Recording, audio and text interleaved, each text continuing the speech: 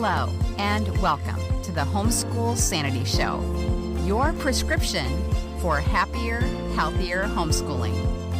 I'm your host, Dr. Melanie Wilson, Christian psychologist turned homeschooling mother of 6. Let's get started. Hey, homeschoolers.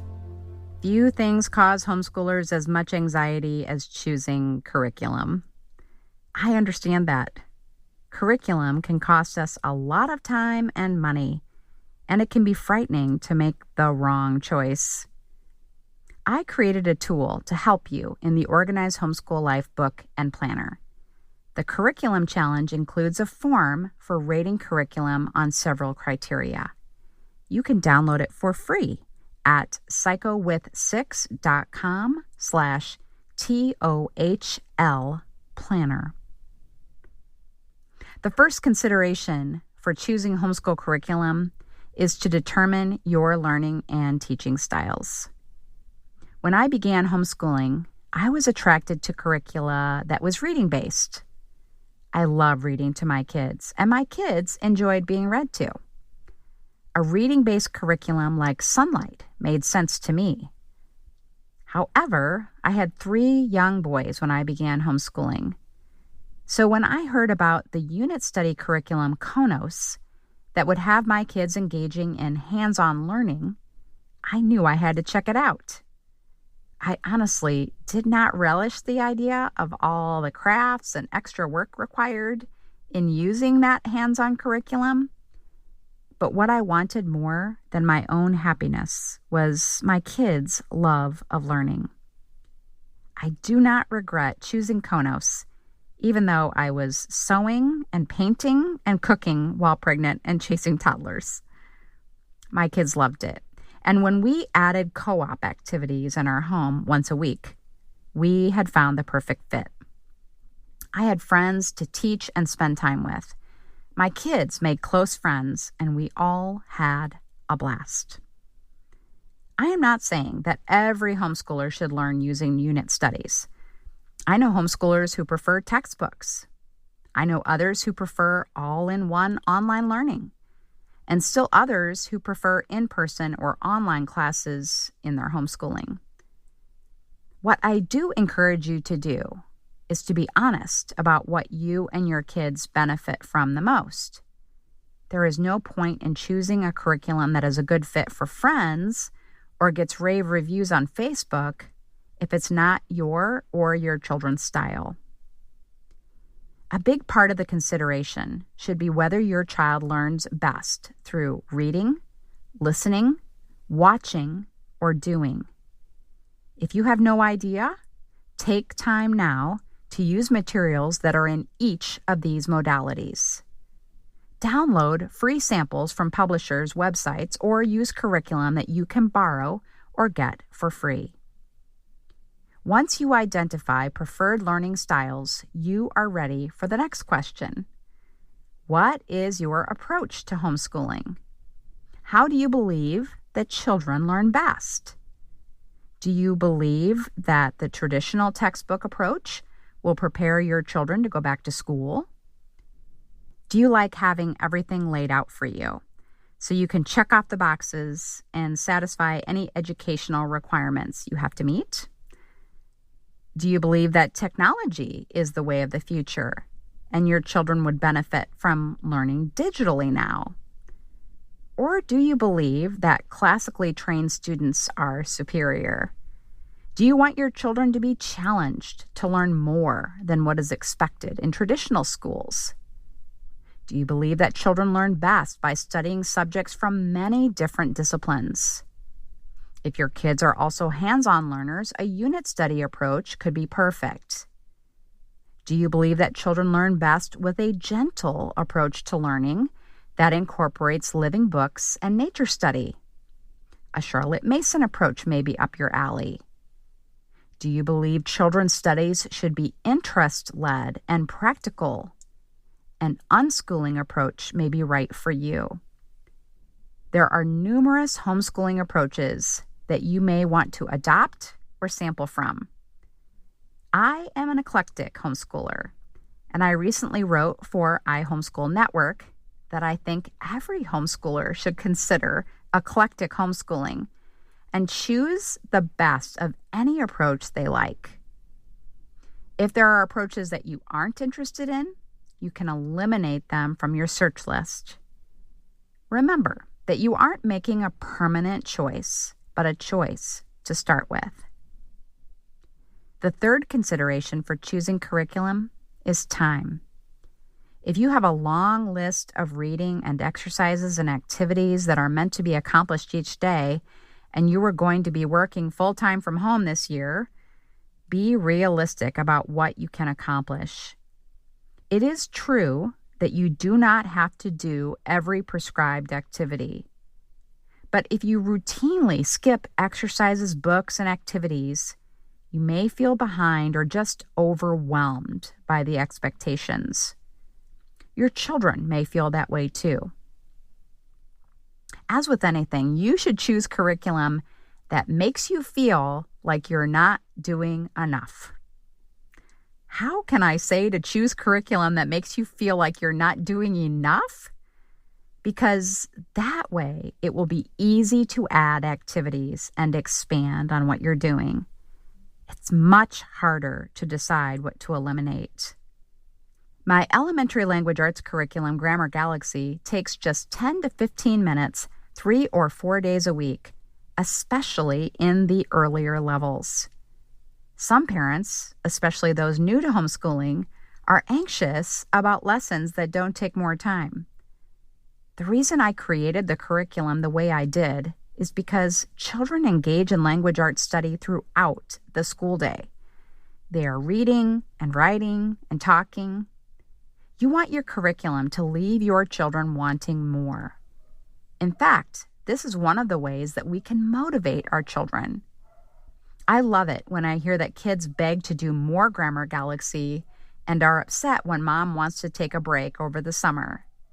That means I have done my job and mom has done her job by not overloading kids to the point that they hate their study.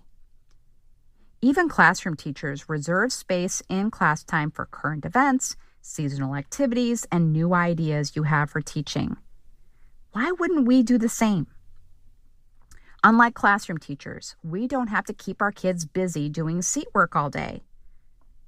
I encourage you not to fall into the trap of babysitting by homework. I supply Grammar Galaxy subscribers a monthly calendar of fun, short language arts activities to add to the curriculum. Some new homeschoolers have the idea that they will be able to put a stack of books next to their students and the student will dutifully complete the day's work without any help from them. This fantasy, and it is a fantasy, is honestly not what you want. Completely independent learning is something reserved for mature students. It is not homeschooling and lacks the best part of homeschooling, in my opinion, which is the relationship that we enjoy with our kids. If your child is coming from a school background and is new to homeschooling, he or she will be wanting that time with you. Read with your children. Go over the math problems with your child and do the activities with your kids during the time you reserved for teaching. Certainly, we should be spending that time until we know our child knows what to do. If you're doing this right, your child will eventually say, "I've got it," and will send you on your way. Obviously, that's dependent upon your child's age. I'm going to add a list of how long homeschooling should take for each child's age to the show notes. You may be surprised. Because homeschooling doesn't take 7 hours a day typically, you will want your child to find other ways to stay occupied. If you are going to be an unschooler, you will want to provide activities, materials, and freedom for your child to pursue her own interests. Your child will need time to get bored. Otherwise, your child will need guidance as to how to occupy the rest of their time during the day. Sports and music practice and a variety of games have been useful to us in this regard. You may also want to make a list of things you want your child to do before having screen time. The fourth consideration when choosing curriculum is cost. New homeschoolers are often surprised by the expense of materials that were once provided to them through their tax dollars or private tuition. Homeschool curriculum can come from the homeschooling arm of a traditional publisher, but it often comes from a small publisher like myself. Because we don't produce millions of copies of our books and we don't have a corporation to spread out expenses, our prices tend to be higher than what you'd expect for mass market books. But having been a longtime customer of homeschooling curriculum, I can tell you that the materials are worth every penny. Classroom teachers who have visited homeschooling exhibit halls have been in awe of the choices available to us. They don't have the options that you and I have. Because we're speaking of money here, I just want to note that homeschooling publishers depend on your integrity not to share digital materials or make copies of printed ones. If a more expensive curriculum is on your wish list and money is tight, look for copies you can borrow or purchase used. I'll share places to look for used curriculum in the show notes. My homeschooling support group has a lending library from which we may borrow curriculum for an entire year. If your support group does not have a similar lending library, suggest starting one. The other thing to consider is that you will be able to recoup some of your costs by selling your print curriculum when you're finished with it. You can sell it at a used curriculum sale in your area or online. If you are afraid of choosing curriculum that doesn't work for your family, remember that you're not going to be out the full amount if you resell the used curriculum. After considering learning styles, a homeschool approach, time, and cost, you'll want to find curriculum that is high quality and well reviewed. Searching for this can take an incredible amount of time. I like to look at Rainbow Resource and Kathy Duffy reviews to help me, but even these resources can prove to be overwhelming. That's why I created lists of the best curriculum in 3 categories. You won't have to search for its teaching approach, the cost, or the best reviews.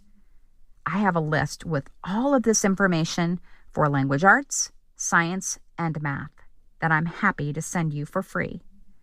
I will have links to all the material that I have mentioned in this podcast, plus some other relevant episodes in the show notes. While I know that Grammar Galaxy, now available through 6th grade, isn't for everyone, I think it's a great fit for many homeschoolers. It can be used as your core language arts curriculum, to which you will want to add reading and writing assignments either from the free monthly calendars I send out or from other subjects you're studying. But you can also use Grammar Galaxy in your morning basket or for fun Fridays. Some families use Grammar Galaxy at bedtime, which makes me smile. Reading to my kids at bedtime was always a joy. If you're interested in trying Grammar Galaxy for free, go to grammargalaxybooks.com/samples. If you love it, I have created a special discount for podcast listeners only. Save 15% on any Grammar Galaxy order with code PODCAST through September 15th. My final tip for choosing sane curriculum is to ask about your plans in relevant homeschooling groups. In my Grammar Galaxy users group on Facebook, many homeschoolers come and ask about their curriculum plans. If your plan is overly ambitious, veterans will tell you. I also have the Homeschool Sanity Circle group on Facebook that can address many different styles and approaches to homeschooling and will help you determine if your plan is a good one or not. You can develop a sane curriculum plan for your homeschool. But if you don't exactly listen to me and you overplan and try to do too much, or if you make a poor choice for your family, You are like every other homeschooler I know, including me. It takes time to develop your own style. And even when you think you have it down, your kids grow and your circumstances change and you find yourself starting over. Give yourself lots of grace and don't forget to pray. I brought a used 5-in-a-row curriculum to a book sale, and I felt a little silly bringing it because the book had some water damage. A woman came up to me and was elated because she had been praying to find the curriculum inexpensively. God knows your needs, and He will supply them. To find all the links mentioned in this episode, go to homeschoolsanity.com/sane curriculum. Have a happy homeschool week. Thank you for joining me. Happy, healthy homeschooling can be yours. It begins with one small step. Let's continue the conversation on social media. I'm at Psycho with 6. This has been a production of the Ultimate Homeschool Radio Network.